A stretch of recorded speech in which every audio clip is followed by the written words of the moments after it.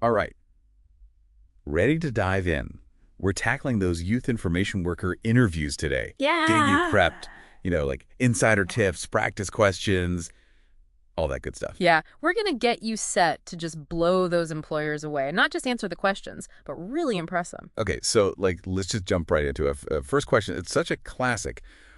What made you want to be a youth information worker? It's so broad. It's all about how you handle it, right?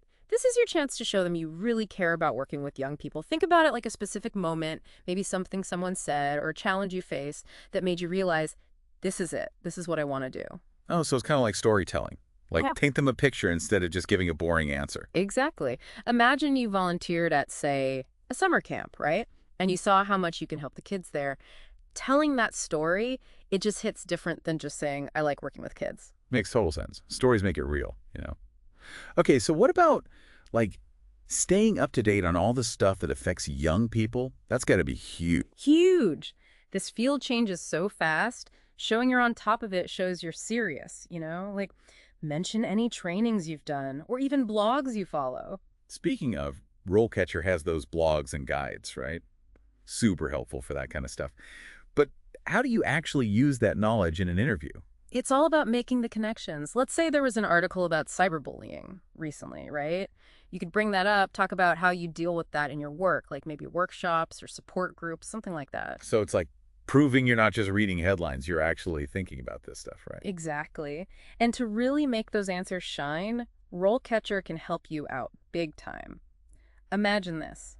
Put in the job description and boom, it gives you feedback, like a personal coach. That's wild. Okay, next question. This one comes up all the time. How do you create those youth programs, from start to finish? This is where you show them you can think ahead and make stuff happen. Think of it like building something. You got to have a plan, good foundation. You know what I mean? So, where do you even start with that? Start with the foundation, like Yeah. really figuring out what the young people in your community need. Then you got to set goals. What are you actually trying to do with this program? What kind of impact? Then comes the fun part. You get to be creative. Think of activities, a timeline, all that good stuff. And of course, you got to get the resources you need right. It's like you're not just planning a program, you're building a whole experience. Exactly. And don't forget, a good program, it has ways to measure if it's working right from the start. How do you know if you're succeeding? What kind of data are you looking at? Having those answers, it shows them you're all about being accountable, always improving. You got to measure it if you want to manage it. Yeah. Okay, so this next question can throw people off. How do you juggle everything? Like all the different tasks and deadlines. Things can get kind of crazy in this field, right? Oh, for sure. That's why they ask. They want to know you can handle the pressure, stay organized. It's like, what are they looking for in a good answer? Show them you've got systems. Maybe you're all about those lists, color-coded calendars, all that. Or maybe you use apps or that Pomodoro thing. I've heard that time boxing stuff is a game changer. Big time. Yeah. And don't be afraid to get specific, Like if you use Trello, tell them, explain how it helps you stay on track, work with others. Show them you're not just talking, you're actually doing it. And speaking of showing them, RoleCatcher's Resume Builder, that AI thing, it can help you look really good. Absolutely. It goes through the job description, finds those keywords the hiring managers love. So your resume, it's like custom made for each job. Way better chance of standing out. Exactly. Okay, let's talk communication. Another big one. How do you talk to different kinds of youth?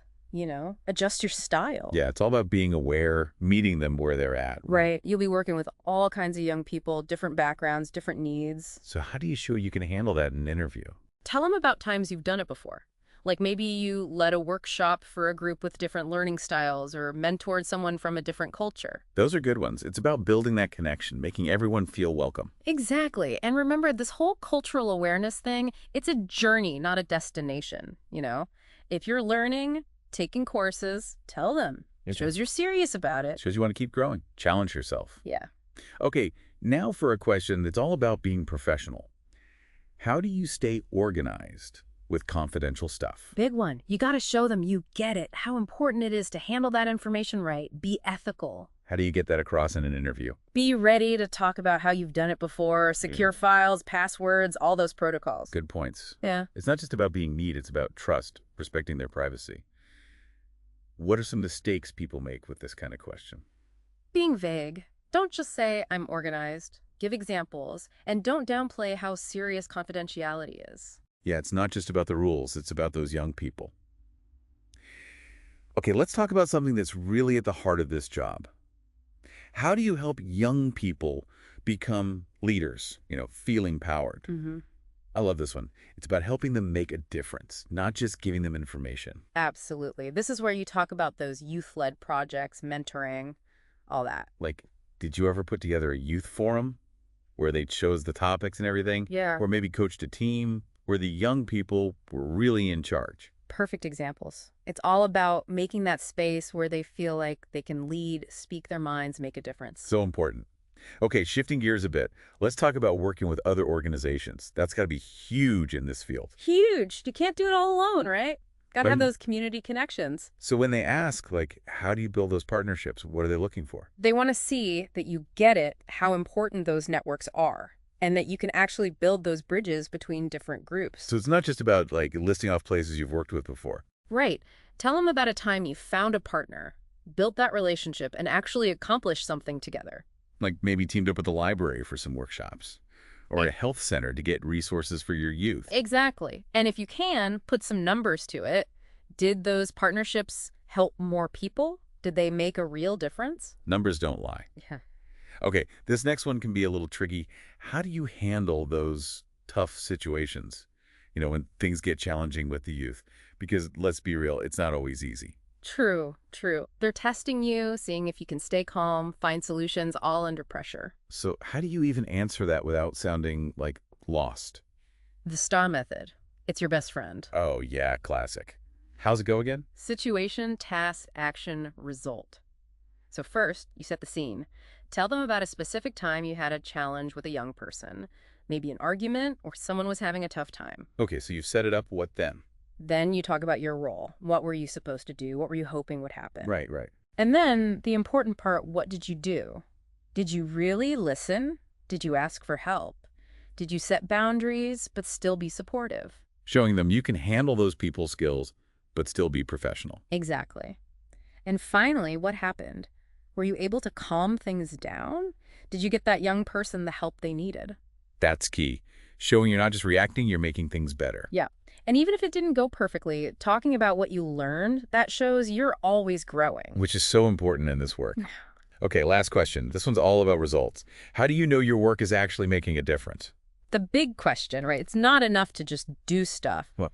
Got to know it's actually helping those young people. So any tips on how to nail this one? Think about the real outcomes. Did your programs help anyone's self-esteem? Their grades? Maybe those workshops help them make better choices. Yes. And use those numbers. If you tracked attendance, did surveys, anything like that, tell them. Data tells a story. And hey, if you really want to make those accomplishments shine, RoleCatcher can help with that too, right? Totally. It can make your resume super strong, make sure you stand out. Speaking of standing out, any last words of advice for our listeners getting ready for those interviews? Remember, practice makes perfect. The more you get comfortable talking about your experience, the more confident you'll be. So true. And remember, the interview goes both ways, right? It's about finding the right fit for you too. Absolutely. Yeah. So go in there, be yourself, and show them what you got. We're rooting for you.